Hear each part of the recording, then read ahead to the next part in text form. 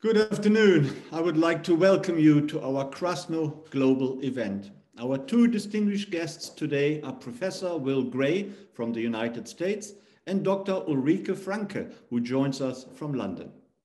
Today, we are talking about Germany's global influence, from trading power to the Ukraine war. Will and Ulrike will help us to assess Germany's current foreign policy dilemmas in the context of the Ukraine war and Germany's global influence in past and present. I'm Klaus Larres, and I'm the Richard M. Krasno Distinguished Professor of History and International Affairs at UNC-Chapel Hill. Today, I'm joining you from Cambridge, Massachusetts, as I'm currently a visiting scholar at Harvard University. Thank you all for joining us. I see that we again have a large international Zoom audience, which of course is very good, and I'm always very pleased to notice that. Please submit your questions in writing with the help of the chat function at the bottom of your Zoom screen. Our Krasno assistants, Leila and Emma, will select your questions and read them out aloud to all of us. I'm very pleased to welcome Professor Will Gray and Dr. Ulrike Franke to the Krasno Global Event series today. Both scholars are experts on Germany's European and global policies during both the Cold War and at present. William Gray is an associate professor at Purdue University, and he specializes in modern Germany, the Cold War, and the history of capitalism. Will received his PhD from Yale University, and among many other publications, he's the author of Germany's Cold War, the global campaign to isolate East Germany. And this book was published with UNC Press in 2003. And Will has just published his new book with Cambridge University Press. It is entitled Trading Power, West Germany's Rise to Global Influence. It is a very good read, and I can highly recommend it to you. Our second distinguished speaker today is Dr. Ulrike Franke. Ulrike is also very well published, and she is a senior policy fellow at the European Council on Foreign Relations in London. Ulrike Franke leads the European Council's Technology and European Power Initiative. Her areas of expertise are German and European security and defense policies, the future of warfare, and the impact of new technologies, such as drones and artificial intelligence, on geopolitics and warfare. Ulrike also hosts the German language podcast Sicherheitshalber, which deals with German and global security and defense policies and is increasingly popular. Ulrike Franke got her PhD from the University of Oxford in the UK, and she also has a BA and an MA from Sciences Po in Paris and the University of St. Gallen in Switzerland. Thank you, Will and Ulrike, for joining us today. Regarding our procedure today, I thought it would be a good idea if I first interrogate our speakers a little bit before then opening it up to questions from you, the audience. As noted before, please submit your questions via the chat function on your Zoom screen. And the event today will last approximately 90 minutes. Let me start with Will. Will, you have been studying German domestic and foreign policy for quite a few years now. What do you make of the performance of Chancellor Olaf Scholz? For example, when you compare it to Angela Merkel or other recent German chancellors, how is Olaf Scholz doing? Hi, Klaus and Ulrike, and welcome to everyone in the audience. It's really delightful to see a large number of attendees. So I have to say I would go further back in history than the recent chancellors. Olaf Scholz, to me, is reminiscent of Ludwig Erhard in the 1960s. By that, I mean, he's really struggling to keep his own party behind him, which is a problem that Ludwig Erhard had in his case with the Christian Democratic Union. And he shows a lot of indecision and procrastination in trying to make hard choices. And that's something which I associate very much with the chancellorship of Ludwig Erhard. So it's quite a contrast to Angela Merkel, who ran a very disciplined chancellor's office. and who was much more successful, I think, in aligning her coalition behind her. That being said, what Scholz is trying to do by running a coalition of three completely different parties is unprecedented. And I think that one has to bear in mind that the higher level of difficulty of what he needs to do. Furthermore, no chancellor since 1945 has faced this kind of military scenario. So, you know, I don't think he's doing a great job. On the other hand, the context is very challenging. Thanks, Will. That's most interesting. Ulrike, can I ask you the same question? Would you agree with Will that Scholz's performance is not all that convincing, or are you more optimistic about what he is doing? Yeah, I must admit I'm not very impressed by Olaf Scholz's performance so far. I mean, as Will has alluded to, this is a really difficult situation, both just kind of domestically speaking with the three-party coalition and but just lots of challenges also domestically, and then of course internationally it's an unprecedented situation.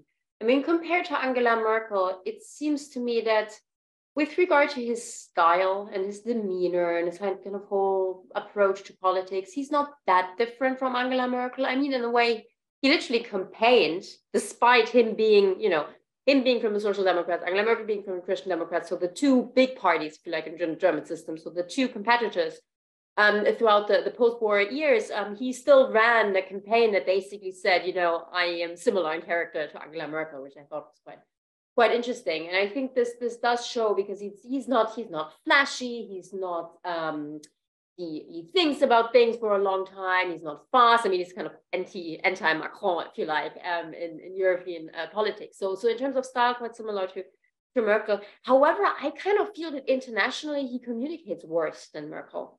I've been really struck. I mean, especially, so I work on security and defense questions, and that's mainly what I'm going to refer to this evening. I've been really struck how throughout the war in Ukraine, Germany has actually done largely well. I mean, like, German politics with regard to the war in Ukraine is actually pretty good, I'd say. You know, weapons deliveries and support for Ukraine and bringing Europeans together and all of this. Like I have little to criticize other than the speed of it, which has been too slow at every step of the way, and even more so the communication around it. I mean, somehow this government, and I want to say this chancellor, has managed to communicate Germany's politics so badly that Germany has almost become that most countries, that the countries see Germany most critically, and which really doesn't seem fair if you look at, you know, the actual things that are being done. So in terms of political communication, I give really bad grades.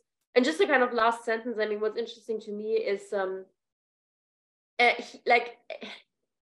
Angela Merkel, of course, was in power for 16 years. And while I thought that overall she was rather good, she was definitely a chancellor who didn't care a lot about security and particularly defense questions, like defense and military and all of this. This is something Germans don't generally care about a lot anyway. And Merkel was very much in line with this. So she never really talked about the Bundeswehr, never really showed a real interest. And that also reflected on what happened to the Bundeswehr. And Olaf Scholz is interesting because, you know, now, of course, he has to care. I don't think that he would have, he was planning to spend that much time on all things military and defense and the Bundeswehr and spend 100 billion on it and all of this. So he was kind of pushed into it. And that's an interesting dynamic that we're seeing at the moment. So yeah, it's definitely a very, very difficult situation and therefore very tricky to criticize it. But I think at least on political communication, on kind of speed, on the kind of politics with a small p internationally or in Europe speaking, I haven't been too happy with him.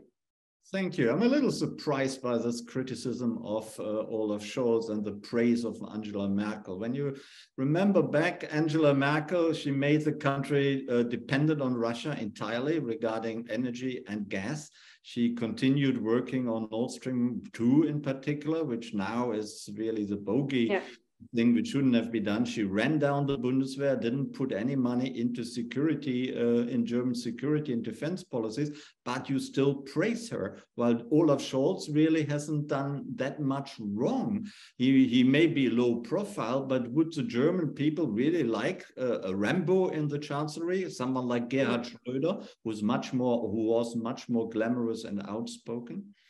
No, but I neither praised Angela Merkel nor would I say that. I mean, Olaf Scholz, again, what he did wrong is political communication. Like, it's really, and I work a lot on kind of European politics and speak to kind of European context, and I find it really striking how negatively Germany has been seen basically since the beginning of the war, despite everything that this government has done and is doing. So again, that's, I would say, his fault. I wouldn't praise Merkel. Like, that was, as I was saying, like, she was equally dismissive of security and not equally, she was dismissive of security and defense question for 16 years. She didn't talk about it. That's what I said. So yeah, and I mean, the Nord Stream stuff, if we want to get into this, yeah, I wouldn't at this point. Obviously, she's been criticized a lot for her international politics, but on this point of political communication that I was making, she was better. She, was better in the European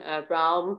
I have no idea whether she would have managed the war in Ukraine better, but yeah. Thanks very much. We will come back to the Ukraine war and probably also to Angela Merkel. But let me turn to Will again. Will, you have just published a new book, Trading Power. Tell us about the essence of the book. Why should we read the book and enjoy the book? Is Germany indeed a mere trading power, or has it developed since the 1950s and 1960s? Tell us all about it. All right. Well, this is a 2-minute version. It's actually quite sketchy because I thought that for the purposes of today's discussion, it would make more sense to draw general themes rather than, I can assure you, with 500 pages and 14 chapters, I can't give you a blow-by-blow, not within the allotted time. But so the title of the book is actually a bit of a play on words, which we academics, I think, seem to fall into a lot these days. What I'm talking about is a trade-off, really, one kind of power giving way to another. In the 60s and 70s, I argue, West German leaders learned the limits of their military potential. They would not become like Britain and France. They would not have nuclear weapons of their own, nor would they be able to participate in nuclear sharing arrangements. They would have to acknowledge this permanent non-nuclear status by signing the Non-Proliferation Treaty.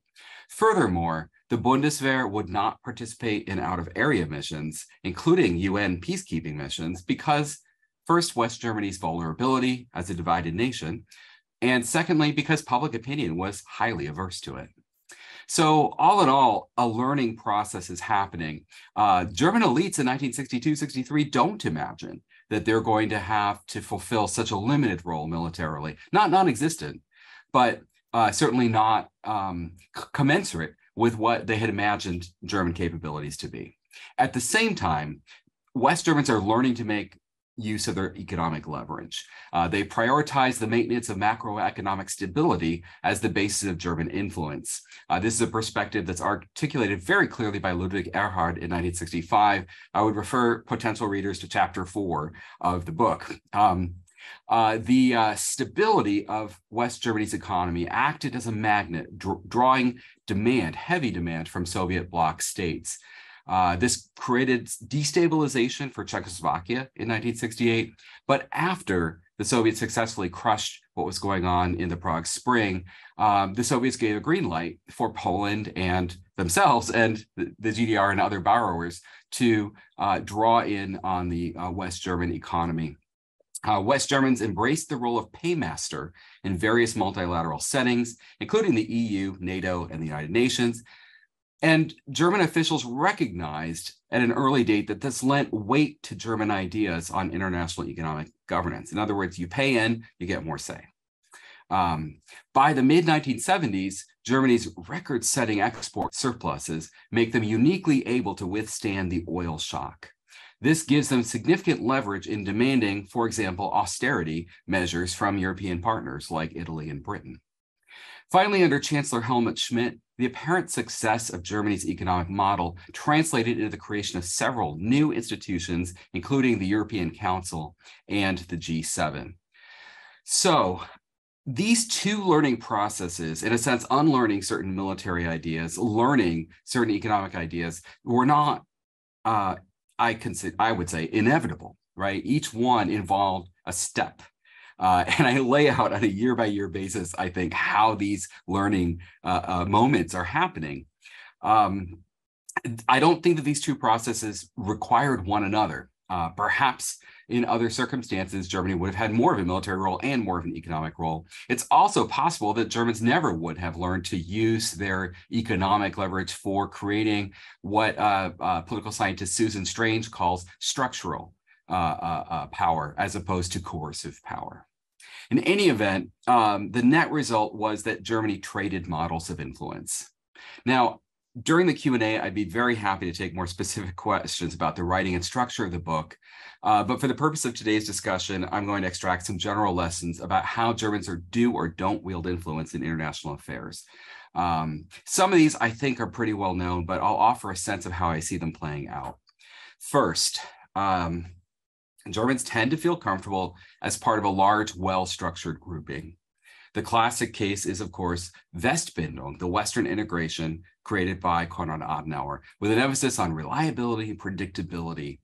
Now, the flip side of this is that when the international situation grows more complicated, when there are steps toward some kind of more multilateral system, this creates a lot of unease. So I think I see this already in the chancellorship of Ludwig Erhard. The prospect of détente is very unsettling because Germans have a hard time figuring out how to approach a very hostile Soviet Union.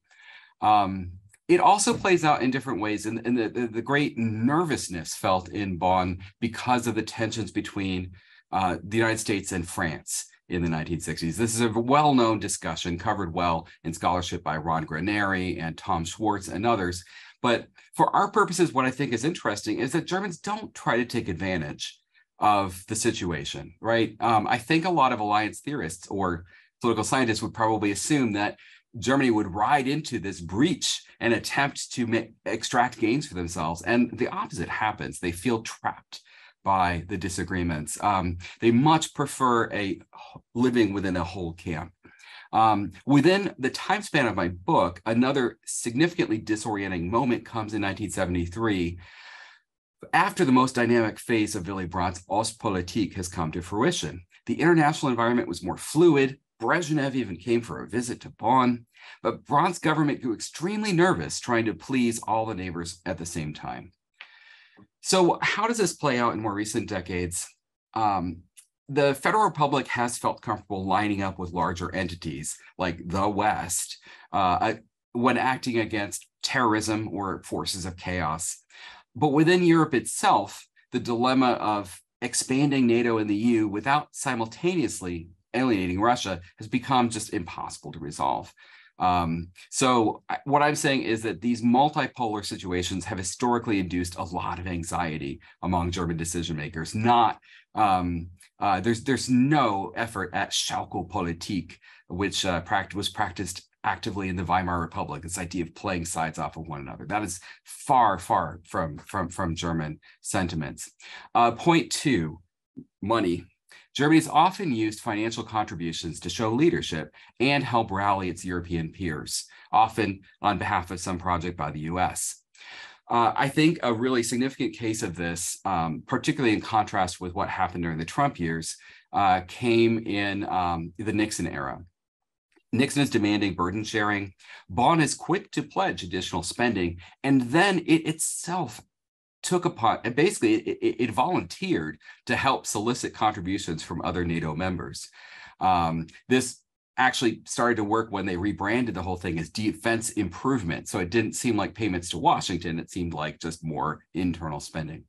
One sees this again in Bonn's constant readiness to be the largest net payer into the budget of the EEC, to get today the EU.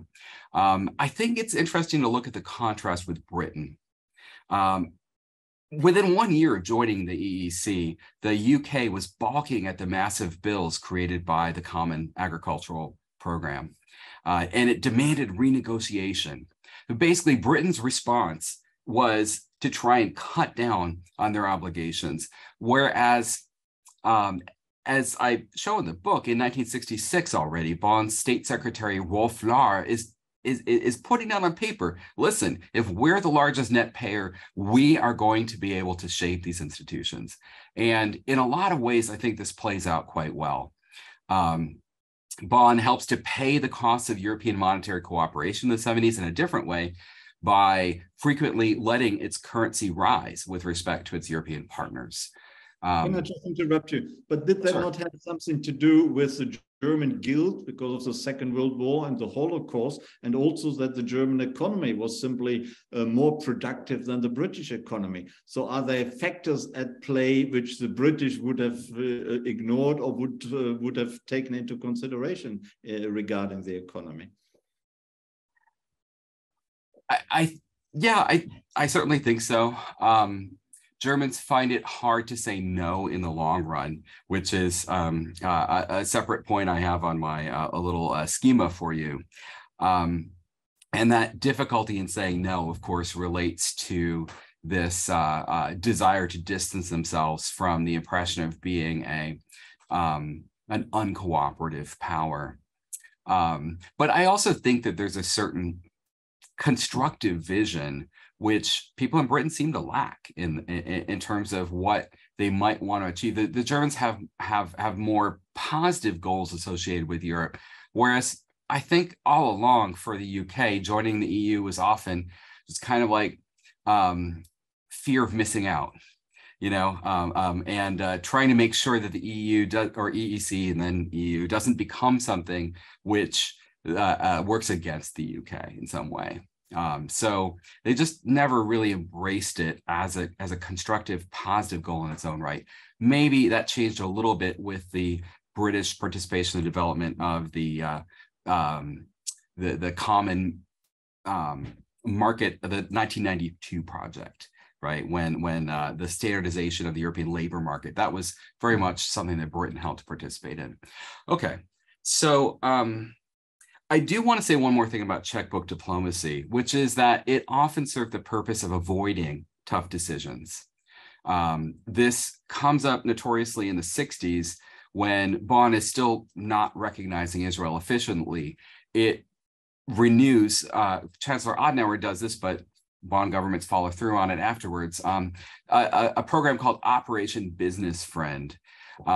Essentially, it's easier to pay more money to Israel and to keep paying it rather than to make a difficult decision about diplomatic relations. I think you could say something similar happened in 1991 when Helmut Kohl's government pays massively into the first Gulf War in order to avoid having to make a military contribution.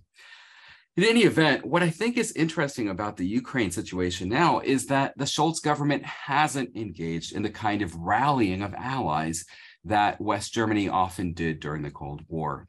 And I suppose that's because the unsettling aspects of multipolarity from the point above are weighing more heavily. I'm going to skip through. I have some other sort of general points, but I want to make sure this doesn't go on too long. Saying no was an important source of German influence during the Cold War.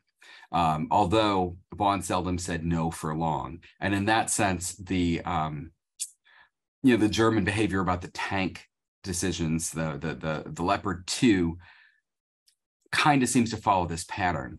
But when Bonn first started saying no, people were dazzled, right?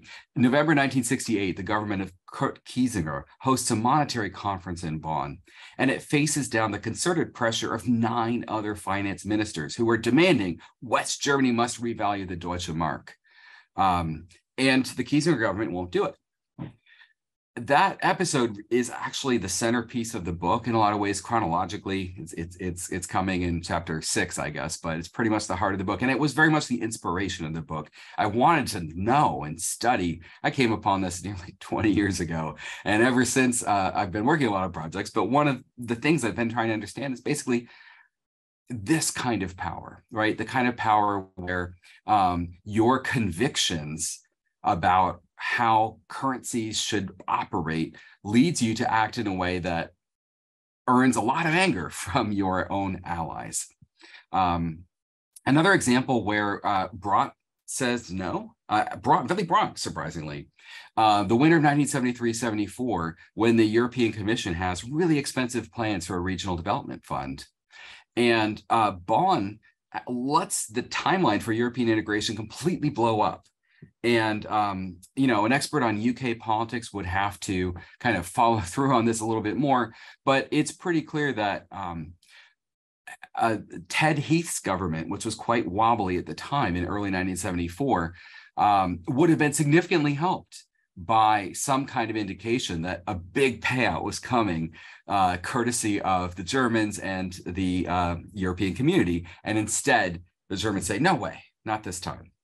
And so these moments of saying no tend to be shocking people precisely because it doesn't happen that often, but it does indicate how much influence you have. Sometimes the biggest influence you have in international affairs is when you are an obstacle to something.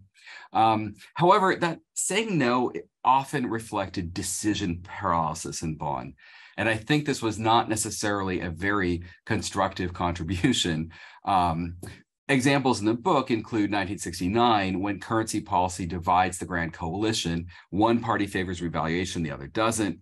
And the paralysis creates economic tensions across the continent of Europe. A different kind of polarization in 1972, when Willy Brandt's chancellorship is nearly ended by a vote in the Bundestag. Had the Christian Democrats under Heiner Barzel prevailed in toppling Brandt, the timetable of détente for all the major powers would surely have been affected. And I think we saw similar behavior in the coalition politics that were making it very hard for Scholz to offer any kind of positive indications about the Leopard tanks. So again, I want to leave space for you to ask more questions, Klaus. So maybe I'll just mention one more point I think worthy of note right now. My research suggests to me that Germans have not been very good at bargaining, which creates long-term issues for everyone involved. In the 60s, Erhard's government failed to achieve much value in exchange, at least in the near term, for its agreement to the Common Agricultural Policy, which in a lot of ways became one of the EEC's most wasteful ventures. Later, this I think you may not agree with me on, Klaus, but I argue in the book that Willy Brandt's Ostpolitik, especially the Moscow Treaty, was very poorly negotiated. Brandt's envoy, Egon Bahr, was more interested in reaching a quick agreement than in worrying about what was actually in it. As a result, essential West German interests were not secured by the treaty. The result was to inflame the suspicion of Western allies and augment the partisan polarization over Ostpolitik. And finally, you know, this is a smaller example, but I think it's very telling. In 1974, Helmut Schmidt, who himself personally was capable of being quite a hard man, Schmidt tried to play hardball to block the implementation of the Regional Development Fund. And the Chancellor's office goes around asking the Bonn ministries, what can we demand? What possibly unacceptable things can we ask of our European partners? And even the very assignment flabbergasted the officials in question. They're simply not used to being unreasonable. And I think this helps to explain why they aren't especially good at negotiations relative to France, where officials very clearly have no problem insisting upon some very minor point and belaboring it to death in order to achieve their results.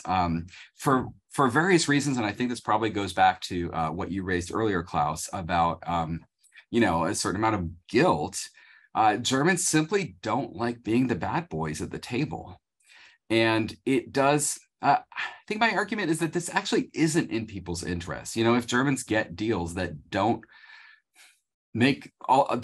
actually correspond fully with German interests, this doesn't tend to be completely tenable or workable in the long run.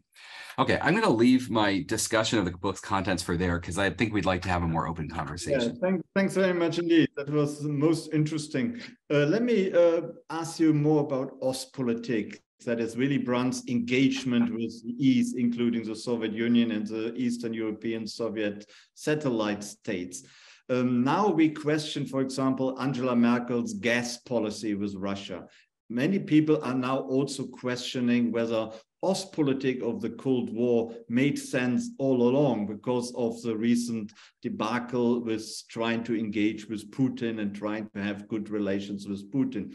Is that really very unhistorical, or would you say there is something in that Ostpolitics, the engagement with the East was a very dubious policy right from the start and should perhaps not have been done? Something had to be done, for sure. I think that Barr and Brandt were right to say that the strategy of isolating East Germany was not working any longer, and that something needed to be done to build down the hostility of the Soviet bloc. I think that one of the issues that most struck me in researching the 1960s for this book was that the Soviet Union was constantly making threats and was, throughout the international system, defaming the Bonn Republic. And this was a really difficult situation. So finding some way to build down this enmity, I think, was very important. And, in some ways, what Brandt and Barr wanted to do was simply throw out the old ballast.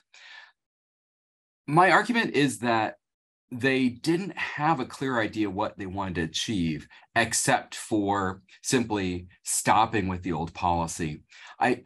For example, there's a lot of literature suggesting that Bonn was pursuing an economic diplomacy with Ostpolitik, and I actually see very little linkage there. That is, Bonn was, in fact, setting the basis for the kind of gas pipelines that have become so controversial in the present day.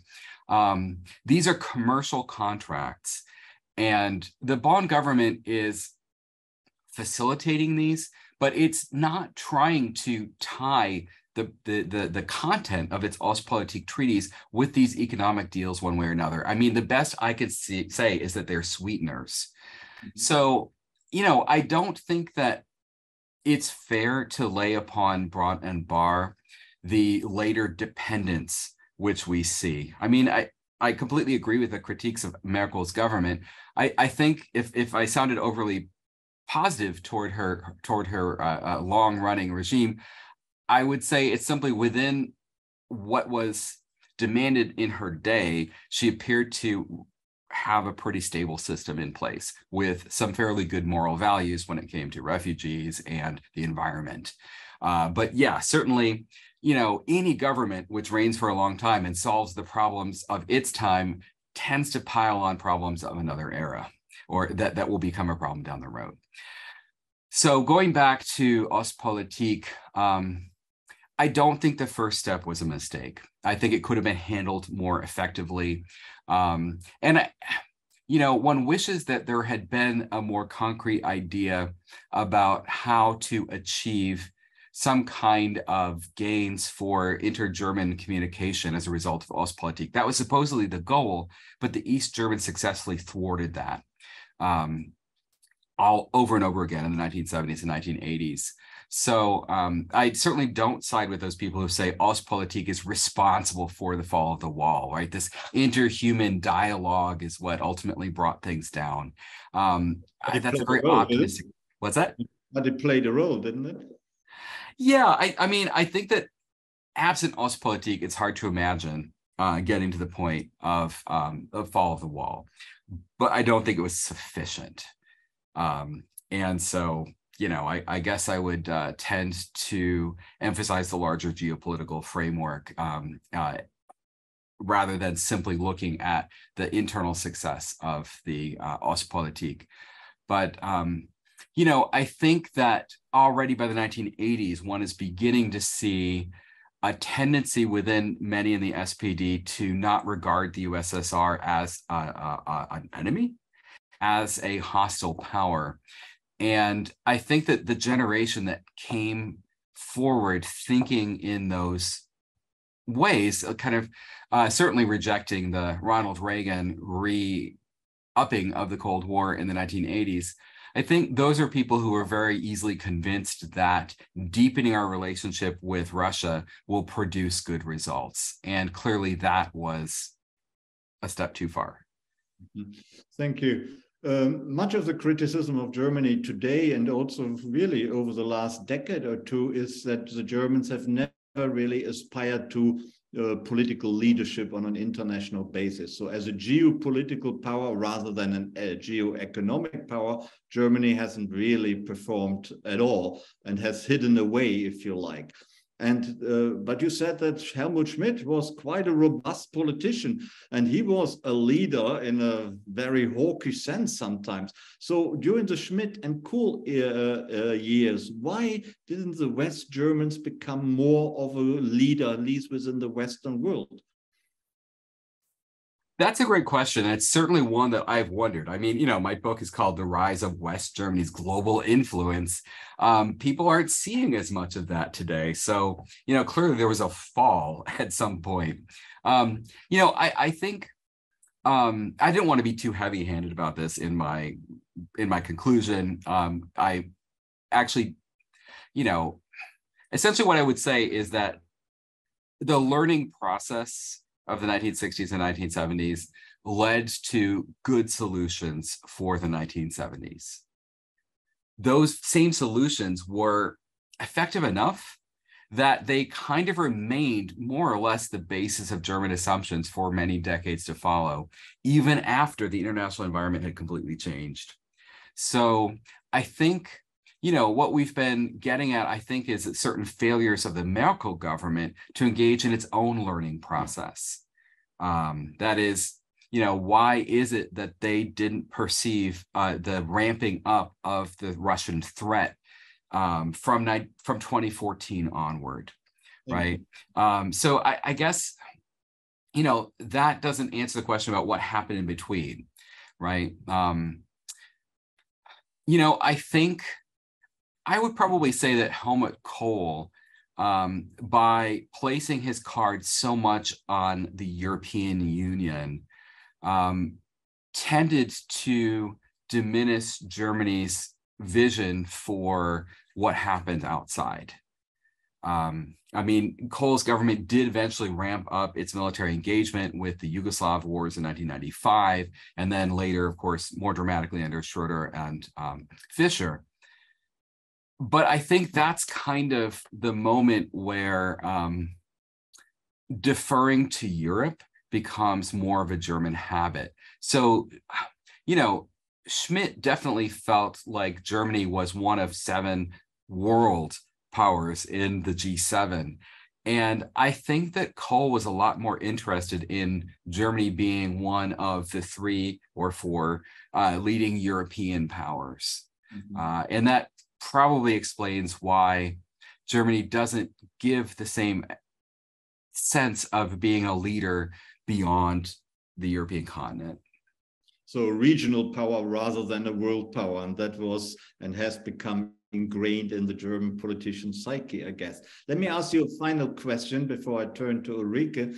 If Olaf Scholz is going to read your book over the weekend, if he finds a few hours time to do so, what would be the lessons he could learn from your book to change his policy or to continue his policy today, to make it better? I think what I would like him to take away is the idea that fighting for stability is not just something that Germans have to practice internally by fighting inflation, but rather that interventions globally in order to achieve a more stable environment have generally been in Germany's interest in the long run. Pursuing policies that will contribute to global stability are perhaps in a more aggressive way will serve German interests in the long run. Look, I'm a historian. At the end of the day, I can only be so prescriptive. I felt a little more comfortable talking about the Trump administration after it was finished, and then I wrote something about it, right? As a historian, I like to have a closed point. And open-ended scenario like history that's still happening isn't quite my wheelhouse. I think that's where Rika can have more to say for us. But overall, what I would hope is that he would think a little bit about a learning process, right? How can Germans learn to operate in the current environment in a way that advances German interests and the more common interests of whatever Germany considers to be its peer group, the West, Europe, etc.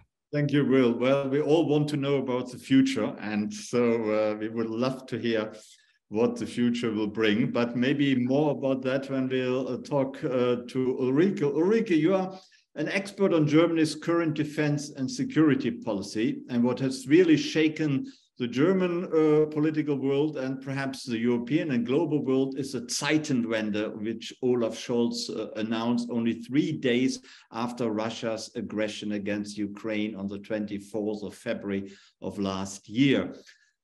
The Zeitenwende, is it as important as the media has tried to make us believe? Is it impactful regarding German political life, and will it last, or is it going to peter out? What do you think?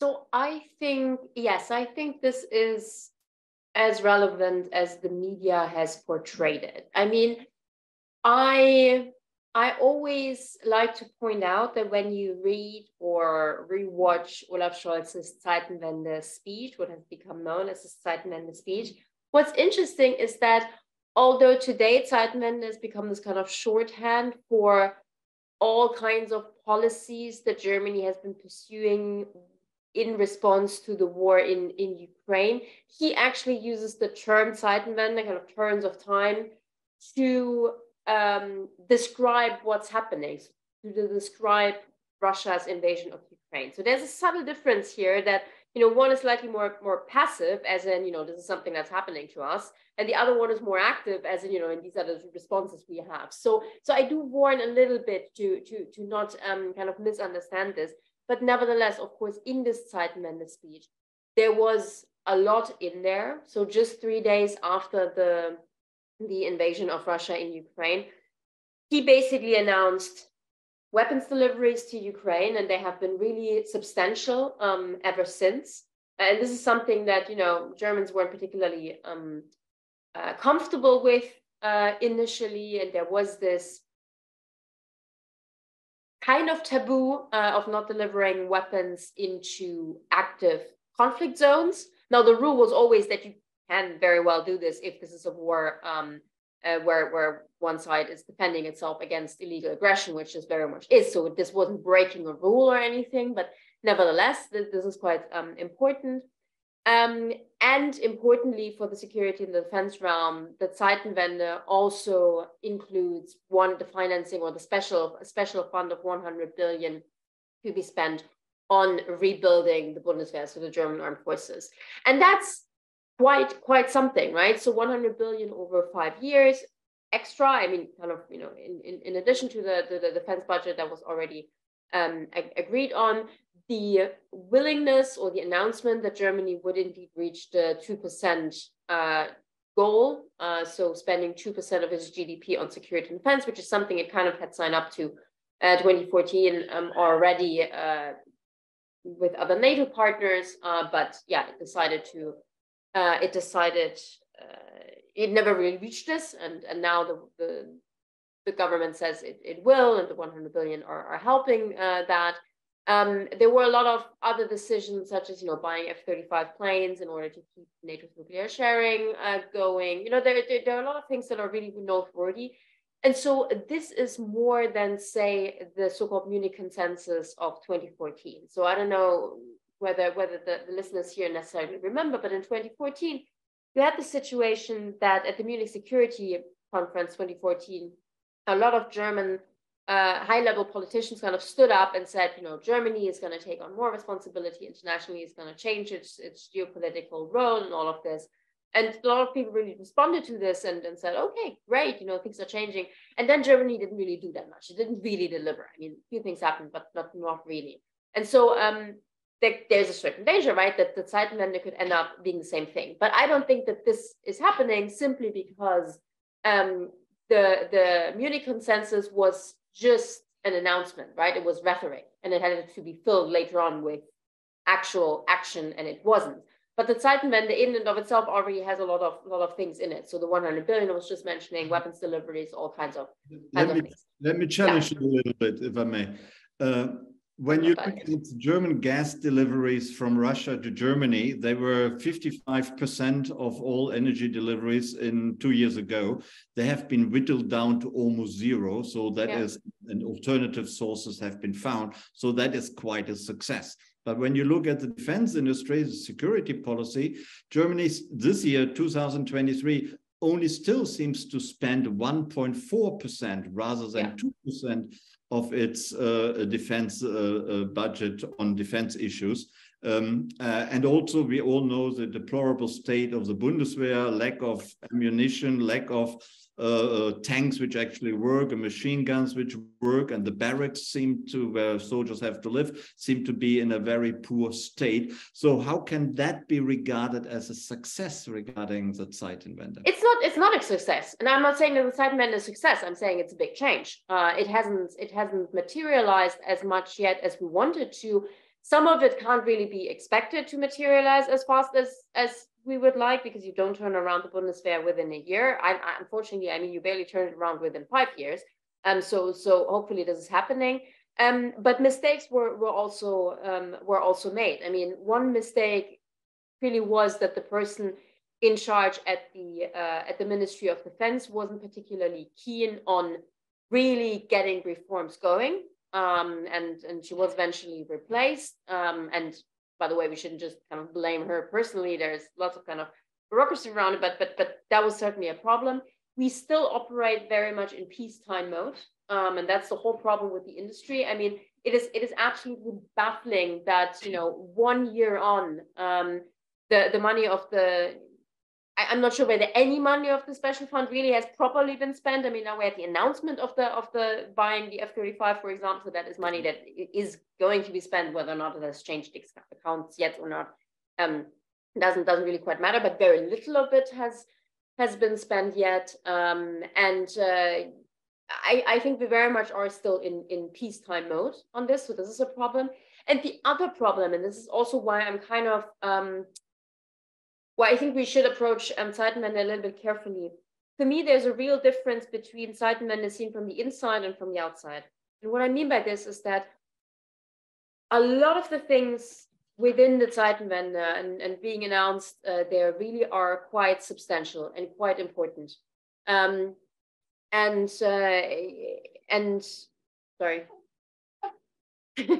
baby coming in. Oh.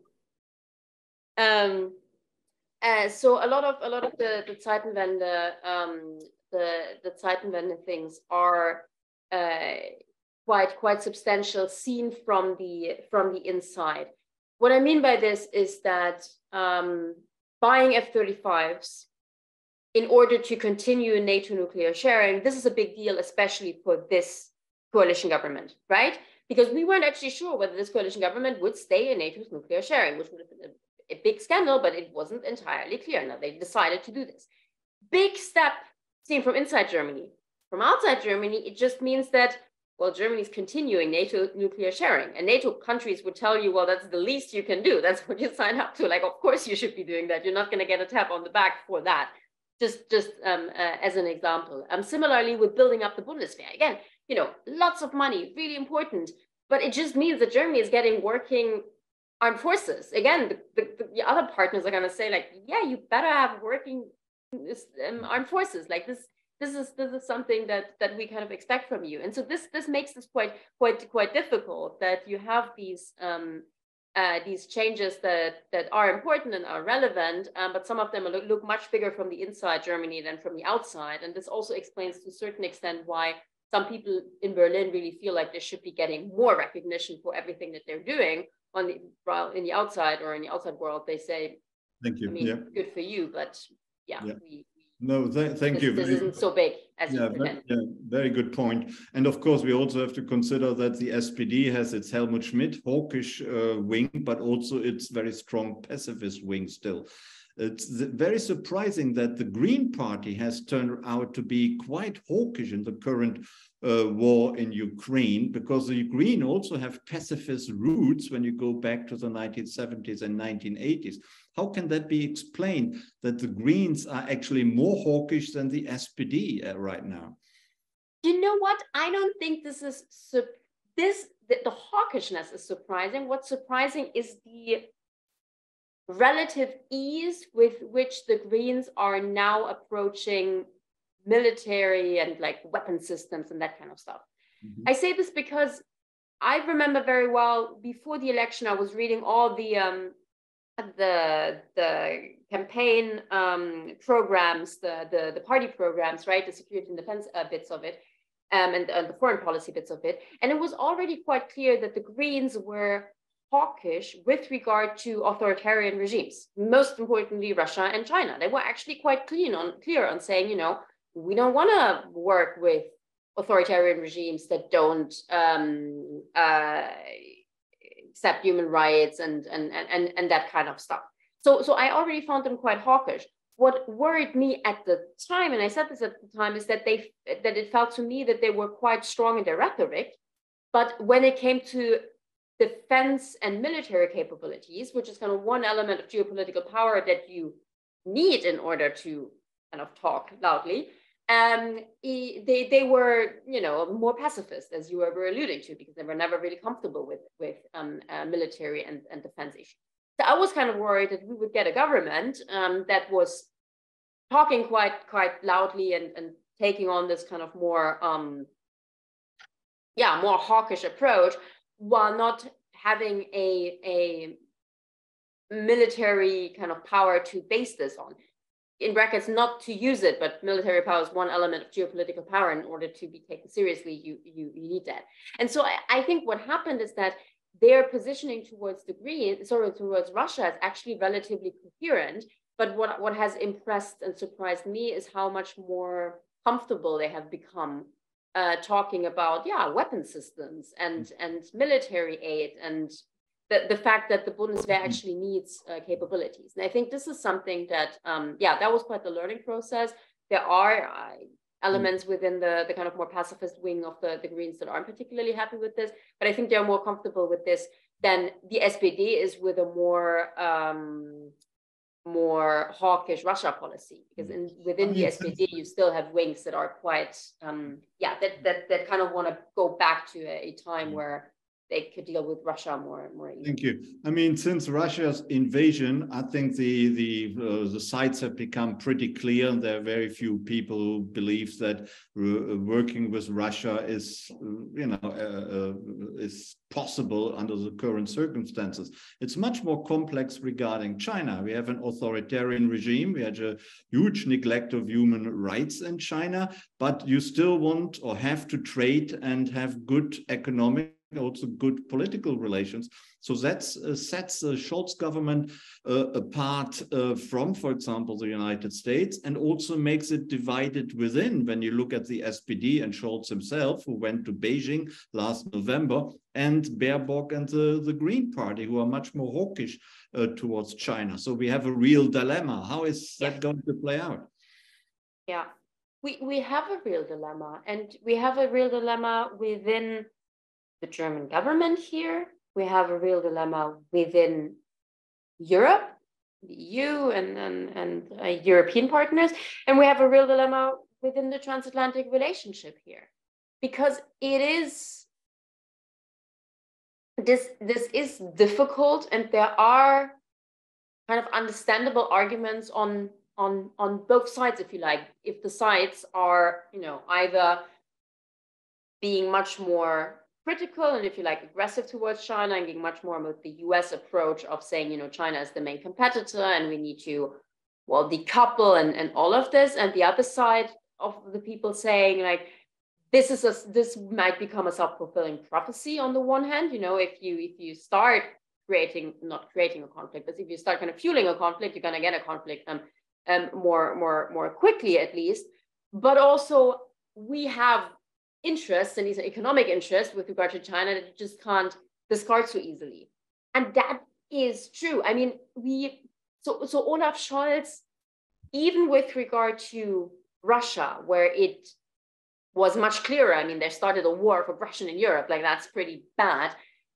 It was very clear that Olaf Scholz, especially in the first months of the war on the energy policy, really was trying to kind of balance German interests and kind of say like, yes, there's the geopolitical element of it, which would advise us to immediately break links with Russia and to condemn this in the strongest term and kind of have sanctions on gas and oil, you know, immediately. But there's the economic reality, which is we're really dependent on Russian gas and oil, gas in particularly. And if we shut this down tomorrow, maybe our industry and our economy crumbles. And if that happens, that's really bad for Germany. That's really bad for our geopolitical power in the medium term. And as a chancellor, it is kind of my role to make sure that this doesn't happen. And of course, that, you know, that wasn't great, and a lot of especially Eastern Europeans criticized him for that. But I think this is how he understood his role as German chancellor, and I find this somewhat understandable. And we have a similar, although much graver situation with regard to China, because Germany, I mean, the German car manufacturers, I'm not telling you anything people don't know, but they depend highly on the German market, and the German industry and German economy depends highly on German car manufacturers. And so it is very difficult to kind of just say, yes, because of geopolitical reasons and the transatlantic relationship and all of this, we gotta, you know, have a stronger position towards China and align more with the United States. So I don't have a good answer to this. I mean, there are China specialists that take stronger positions here, but what I'm just saying is that I find it understandable that the German government, and any German government really, is struggling with this. And that there is a really difficult mix of economic interests, kind of certain ideological ideas, and yeah, partnerships that make this really difficult. And Germany is working on the China strategy. I mean, we shouldn't expect too much from a piece of paper. It's not gonna say that much, but this is definitely something that we're working on. And, you know, kind of final sentence, I do believe that the war in Ukraine and how the relationship with Russia has developed has really woken up a lot of people to the problem that Germany faces with regard to China.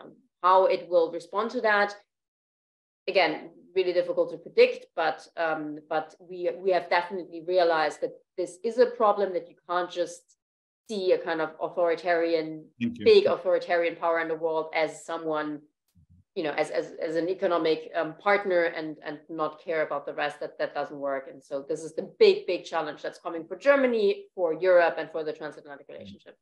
Thank you very much. And we will also have to see whether the Ukraine war has woken up the German political scene to become more of a geopolitical leader. So far, we don't really see that, but things can develop, of course.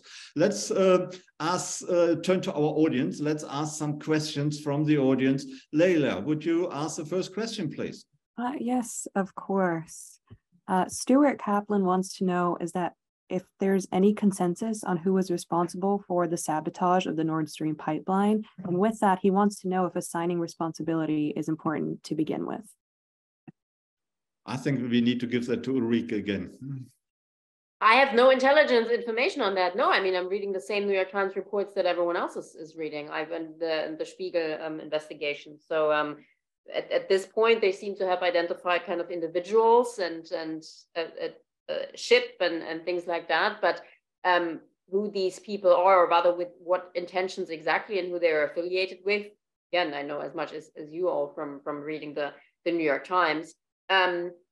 I do believe, sure. I mean, it's important to find out who did it. The question is then, like, what exactly, what impact will this have? I mean, unless there are kind of huge surprises, I don't think it would have the biggest impact on the policy going forward. But I hope that we'll get some more information on that. Although, quite honestly, I kind of doubt it. I think what we got now is maybe as much as we'll end up getting, but I'm not an intelligence specialist, so. Thanks very much, Ulrike. So the question is, did the Russians do it? Did the Ukrainians do it? Did the Americans do it? But we can rule out probably that the Germans did it themselves. Emma, can we? As in the state of Germany, probably German nationals, German, like I don't. It doesn't look like it at the moment. Fair enough. Yeah. Emma, can you please ask the next question? Of course. So Dave Sidor would like to know, how would Germany respond if China provided lethal weapons to Russia for use in Ukraine? Okay, that's a question for Will. Well, I do have a thought on that. I actually think that would really freak out people in Germany. I think that might actually make them more reluctant to support sending further weapons to Ukraine. I mean, on one level, that's not maybe a completely rational response, but I think that would be seen as a significant escalation that would worry people immensely. It would worry people immensely. It's an interesting, I didn't quite think in that direction, but yeah, I think, I mean, German support for the weapons deliveries, you kind of wonder how they will develop in the long run anyway. And it's true that if kind of China enters this, there may be a certain reticence. There may be a fear that this kind of escalates further. But then also, I mean, it would really, how do I best put this? I don't think this would be a clever policy move for China from a kind of European standpoint. What I mean by that is that if China wants to make sure that Europe isn't kind of turning too negatively towards it, and that it's not aligning too much with the US on the whole kind of decoupling thing, then delivering weapons to the war is a very bad move, because it really puts China in the camp of Russia, which at the moment really isn't seen very positively in Germany. And so I think the so-called peace plan that China put forward, that was a very clever move, because that plays right into the narrative of those who, I mean, want to kind of end the war and also want to see China more positively and all of this. So I think that was really clever, although it really wasn't a peace plan. It just kind of was a list of things the Chinese see and feel. But if China were to deliver, were to support Russia with arms, I think that would tell even more people within Germany that China really isn't a partner, and so they may change their policies accordingly, and that may not necessarily be something that China wants. So tricky. Yeah, thank you. But the Germans will still need the Chinese export market, and there have been rumors that ammunition from China has actually already found its way to Russia. But we will find out more in the near future, I believe. Leila, can you ask the next question? Yes, Lucy Zhang would like to know, to what extent do you think the migrant crisis in 2015 hindered Germany to achieve higher economic and political success? Will.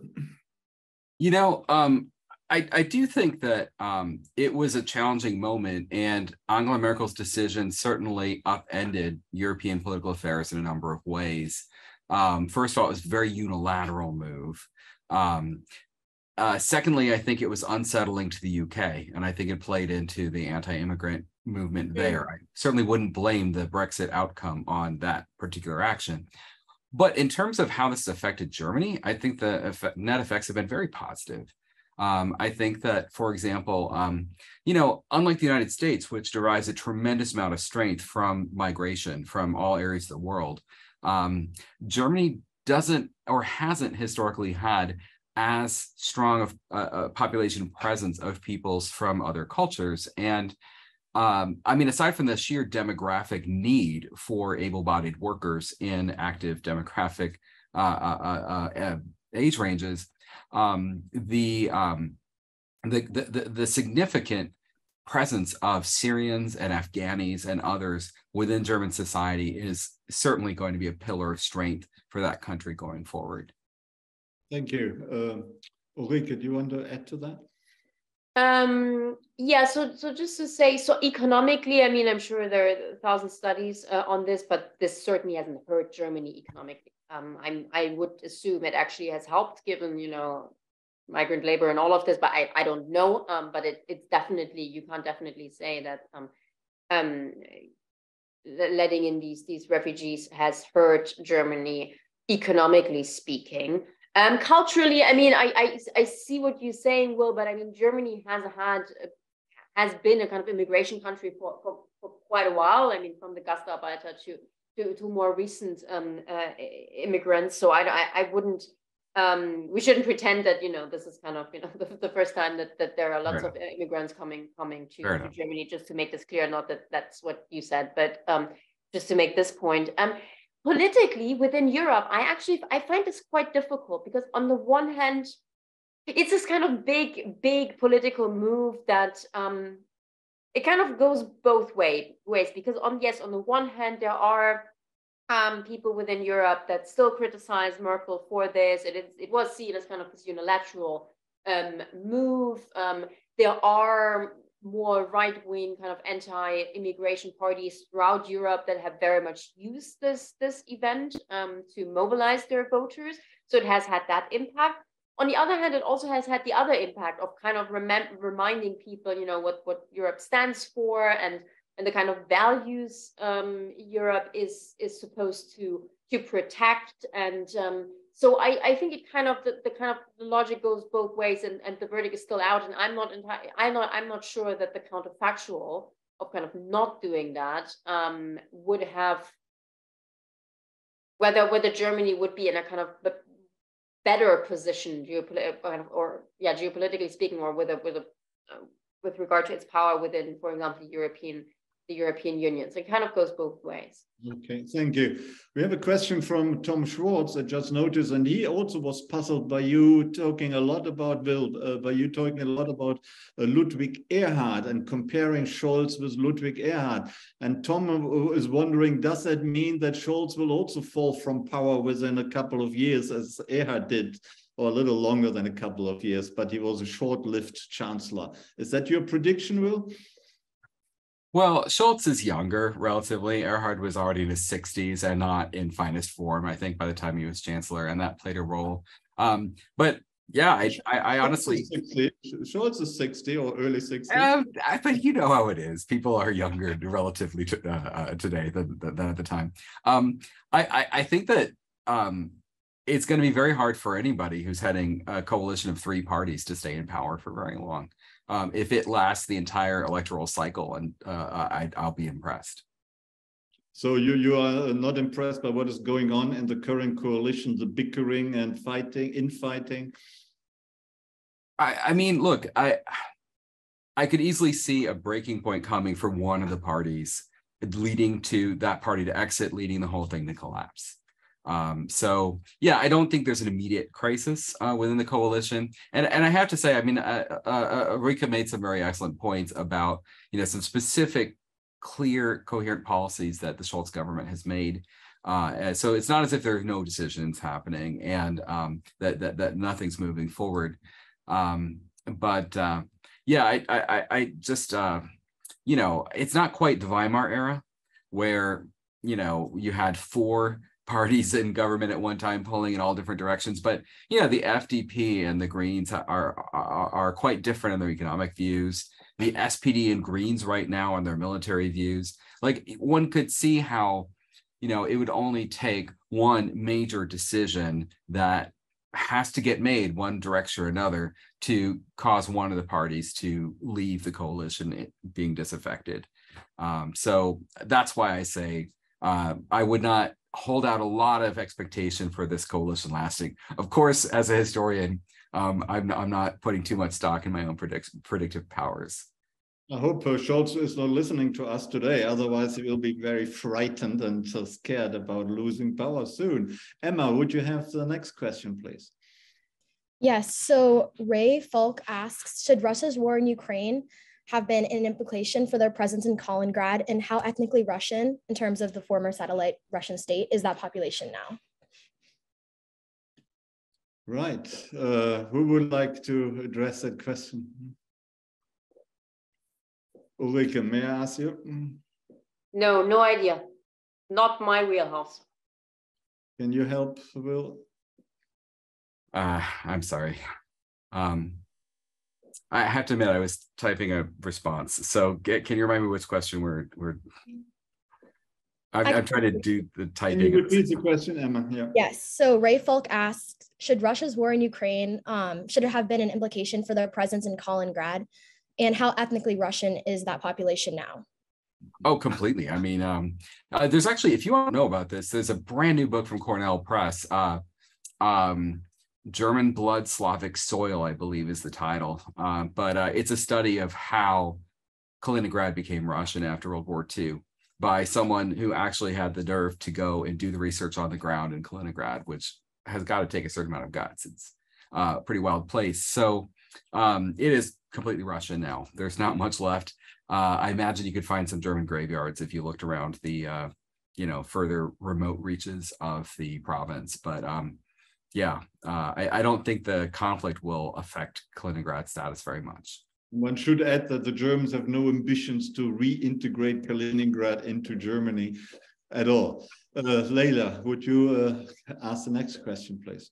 Yes, of course. Stuart Kaplan would like to know, is there any support in Germany for the ICC arrest warrant for Vladimir Putin? Ulrike.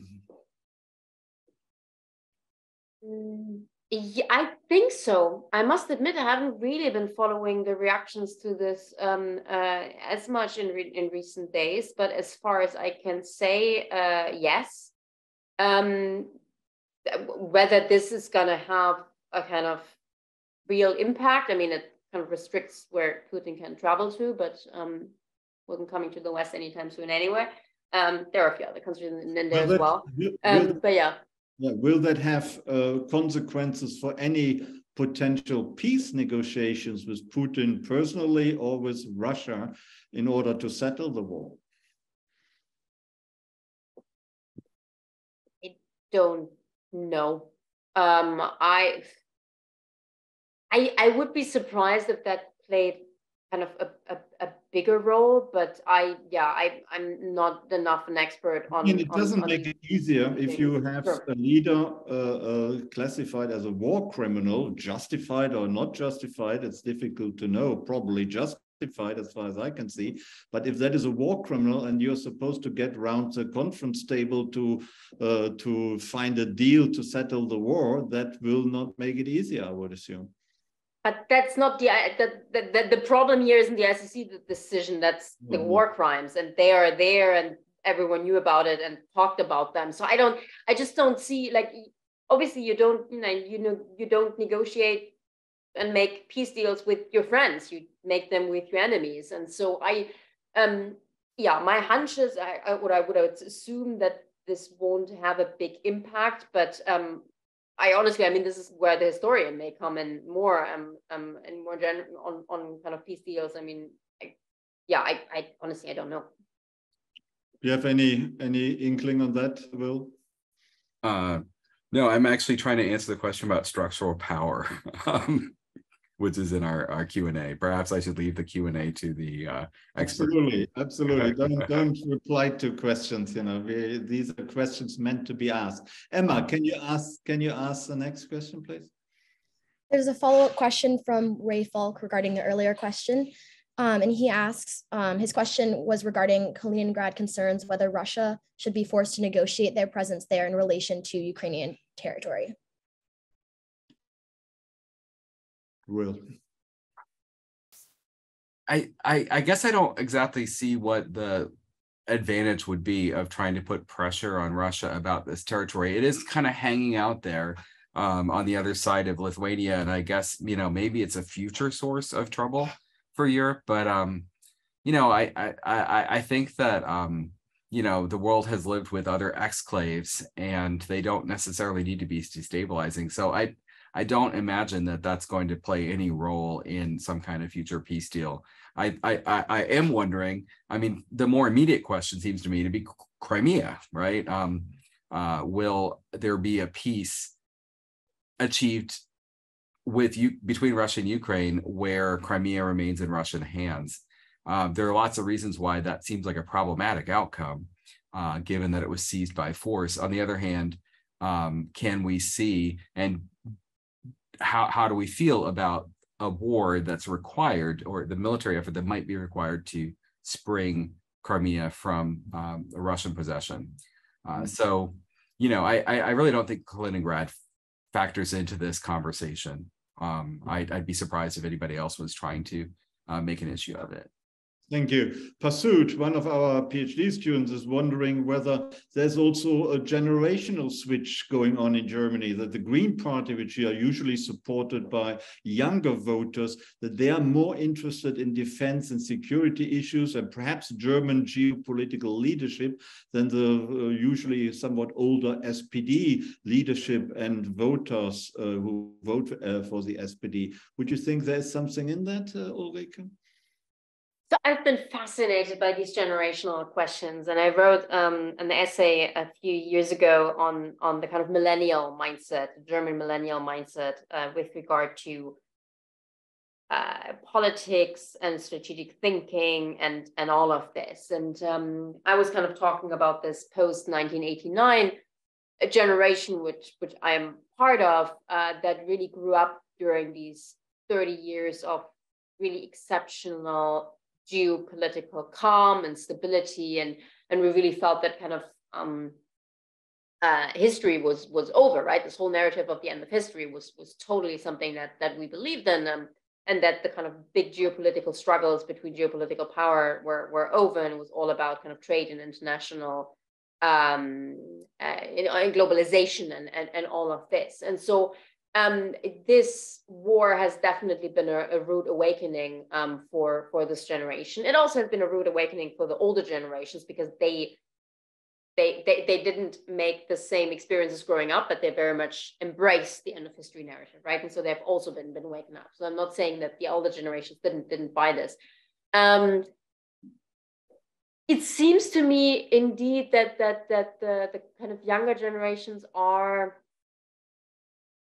at least willing to see military and defense in a less ideological way. There definitely is the I don't know whether it's the boomer generation, but the kind of slightly older generation, the ones before millennials, that have internalized very much this idea of the military kind of being bad and terrible and something you don't want to touch and you shouldn't be strong in. And I think the next generation, although still skeptical, and although we were kind of believing that the military just wasn't needed anymore, we don't have this immediate reaction of it than older generations have. And maybe that explains a little bit why younger people are slightly more comfortable with it. But I mean, if you look at polling, there hasn't been that much, or they haven't seen that much on it. It's not very clear. Right? It's not as if you could say, okay, it's fine, like millennials and Gen Z. You wouldn't say instead of identity politics, it's international relations which will be in vogue again in the next few years. That would be nice, wouldn't it? I don't know. I mean, I think definitely this generation now has to kind of think about these things more, and yeah, it's kind of refamiliarizing itself with it. And yeah, let me put it this way. I think within older generations, you have some more pacifism that comes out of a reaction of the military, which comes out of kind of experiences or indirect experiences of World War II.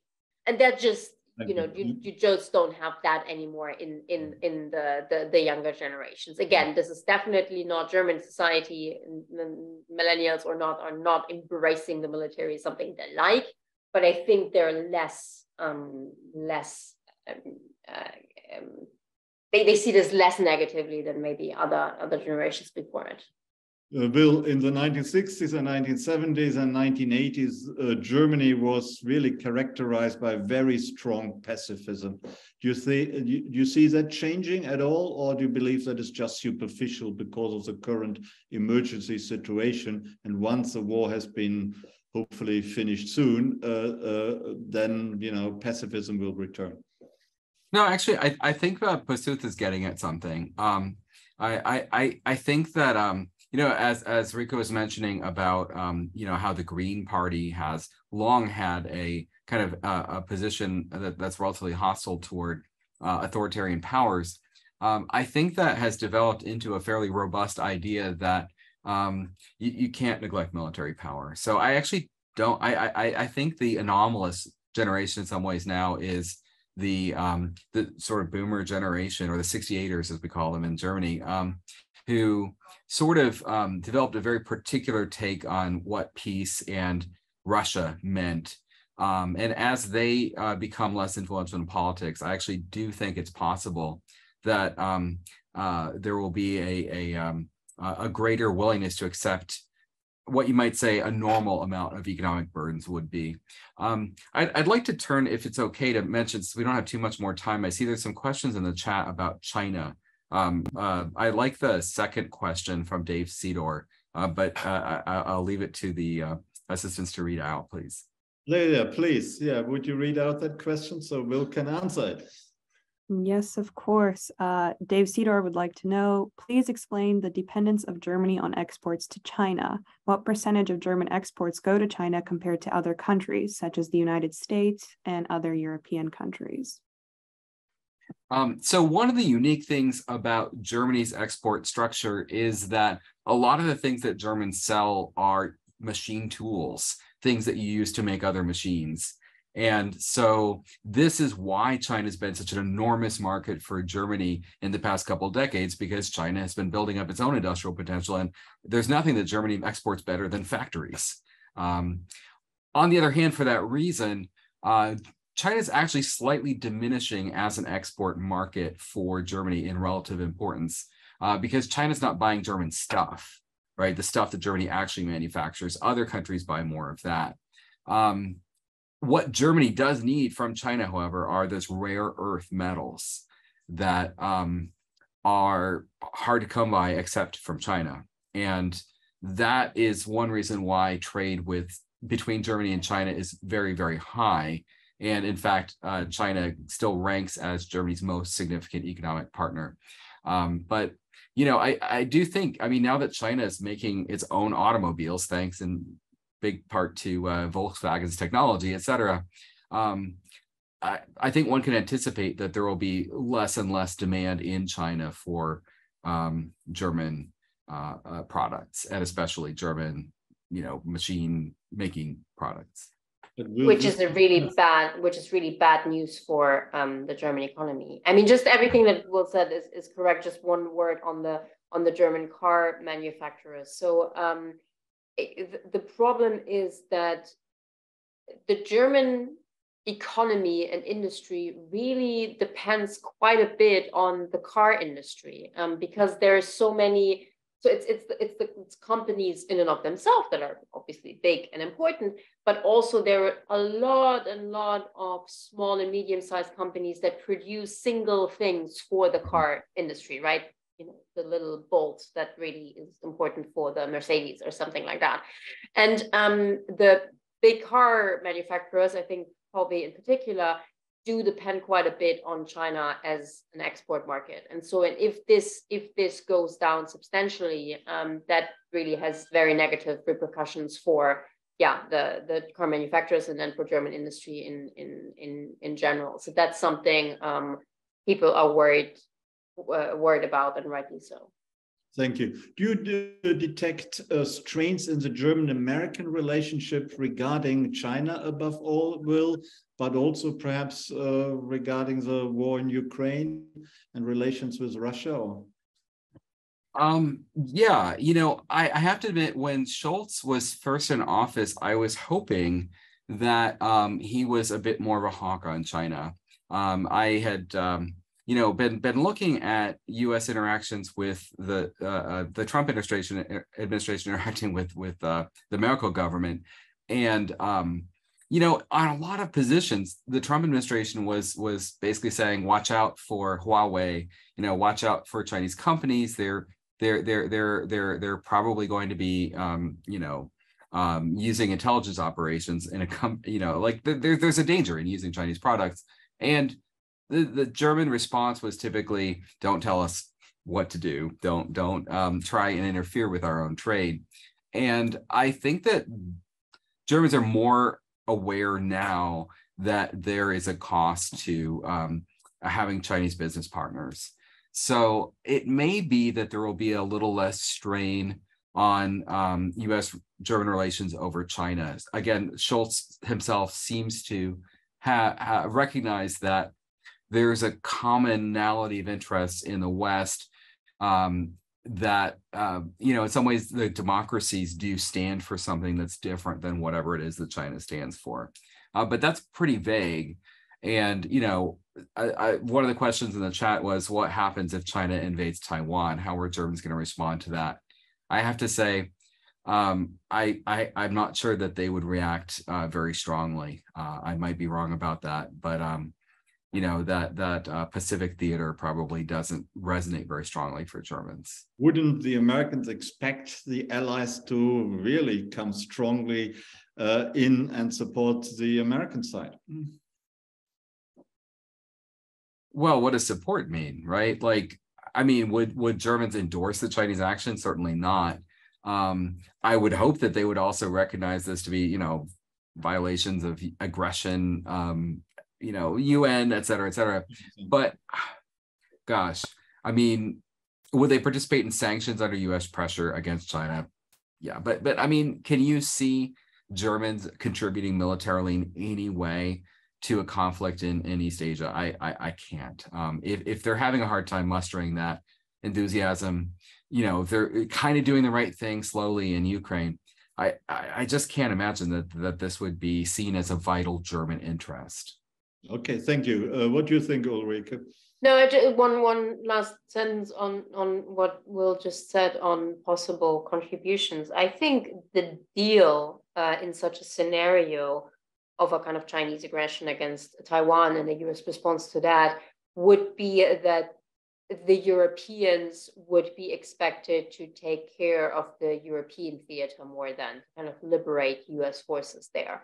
So I don't think that there's a real expectation that Europeans would be very present in a Pacific theater. With certain exceptions with the French and the Brits, because they're there already. France is a kind of Indo-Pacific power to begin with, and Britain is the closest US ally and also quite present there. But other than that, the idea is more within NATO and within the transatlantic alliance that the Europeans would allow the US to kind of liberate forces and equipment in the European theater, and so on NATO's eastern flank, so towards Russia. And no one really expects a German frigate in the Indo-Pacific fighting a war being part of a war against China. And also a German frigate wouldn't make any difference whatsoever. So that's not what the military planners are thinking of. I thought you were saying it wouldn't make it there. Come on. Thank you. Emma, let's try to squeeze in one final question before I have a final question to our speakers. Of course. Stuart Kaplan asks, are most Germans resigned to see eventual Russian success in seizing the Donbas and Crimea regions, irrespective of their government's public pronouncements? Is there a generational divide in these feelings? I don't think that Germans are resigned to that. No, I think everyone is watching the same kind of the war developing as it is. You have people who always believe that Russia was stronger and so would prevail in the end. The last year hasn't been good to them, but still, that's still a position you can hold. We don't know. I think a lot of Germans were surprised that Russia was weaker than what they would have thought, and many experts thought. But no, I don't think that there's this belief that that's what's going to happen. No idea on the generational divide on that, to be honest. I'm not sure whether there's a generational divide on likelihood of success or belief on the likelihood of success of Russian on the Russian aggression. I don't think so. Thank you. There's a pretty political divide, I would say briefly. I think the Left Party and the AfD would probably both argue that those should just be left to Russia and let's be done with this fighting. But I don't think that that's a majority opinion. I think those are very particular views. And the Germans are not getting fed up with the war. It's being dragging on too long. It's being too expensive, and just settle and agree on some bad compromise that is not in the pipeline. Yes and no. I mean, so far, German public opinion has held up quite well on this. There hasn't been enormous movement. I mean, the big movement in a way was when the first news of the atrocities that Russian soldiers were and are committing in Ukraine. When these news broke, so Bucha and all of that, that really had an impact on German population and German politics. And given that we continue hearing about this, I think, yeah, most Germans really feel that cannot stand and should not stand. But sure, I mean, the longer this war goes on, and if it just kind of freezes and nothing is happening, I think there is a danger of losing public support, and not just in Germany, of course, but in Europe more broadly, and most importantly in the US. I think if the US falls, then that's the biggest the biggest concern here, really. But I mean, for now, no, I think there is an overall agreement that we should be helping Ukraine because it's the right thing to do. So morally speaking, and again, here I think the war crimes really do play a role. And then secondly, the kind of more geopolitical point of this cannot stand, and if Russia succeeds, what message does this send into the world? This is something that this is a kind of way that Germans haven't really been thinking like a lot, but this is becoming more of a talking point even in the more public discussion. Yeah. But yeah, it can't hold forever. So we'll see. Will, do you agree with that? I do. I don't think that public opinion in Germany is at the risk of suddenly turning against the conflict. I think the resolution of the energy situation has been nearly miraculous, and that really helps explain we didn't have the kind of cold winter that people were fearing, and that if something like that should come about, perhaps the war's popularity would diminish. But I think the most important thing would be if there was a sense that we got to the fall and nothing had really been resolved and it remained a stalemate, people might start to question whether it's realistic that Ukraine can really clear the soil of Russian invaders. But I mean, the military situation doesn't seem to be yet so bogged down that is, yet a concern. And I certainly hope. Towards the end, I always like to ask a question to predict the future, which is, of course, always very difficult. But you predict the future, Will, the future of the Scholz government and the future of Scholz's foreign policy. If you had to predict in a reasonable way, what would your prediction be? I don't think I can say anything more deep than what I already said, which is that I think it's probably not going to last through the term. I might be wrong about that. I feel more comfortable predicting that the Ukraine will emerge from this conflict as a much stronger European power than it would have absent this terrible conflict. But poor old Olaf Scholz will fall from power prematurely. That's your prediction. We will check that out in the future. Ulrike, what is your prediction? So I don't really think that he'll not last this this legislative period. I would be surprised if any of the parties toppled this government, because it wouldn't really be in their interest, and there are no good alternatives. And that's what this is all about. But yeah, so I don't think that's likely, but I also have no idea. So who are we to say? In terms of foreign policy, I mean, I think German foreign policy and the kind of German policy in general, like, loves continuity, and we already had so much upheaval right now that I don't think we're going to see any more kind of big swings. They're going to try and keep the ship steady in choppy waters. So again, I also don't expect that the China strategy that's coming is going to be this kind of big swing. But I think the war in Ukraine has taught Germans a little bit about dealing with big authoritarian powers. So there will be changes and nuances, but I don't think there will be big swings. Thank you very much. I would like to thank our two excellent speakers, Ulrike Franke and Will Gray, for a great performance, for enlightening us about what is going on in Germany and indeed in the wider world. Thank you very much indeed for joining us for the Krasno Global Event today. Much appreciated. Thank you to our audience for sticking with us.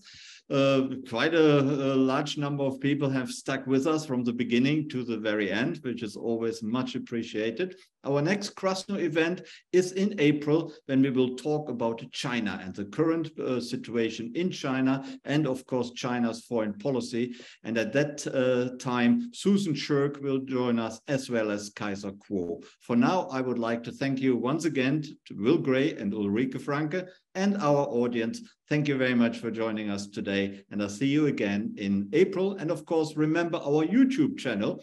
Our videos will all be put on our YouTube channel within a couple of days, so you can watch all our past videos and the current ones whenever you feel like it, and you can watch them even repeatedly if you wish.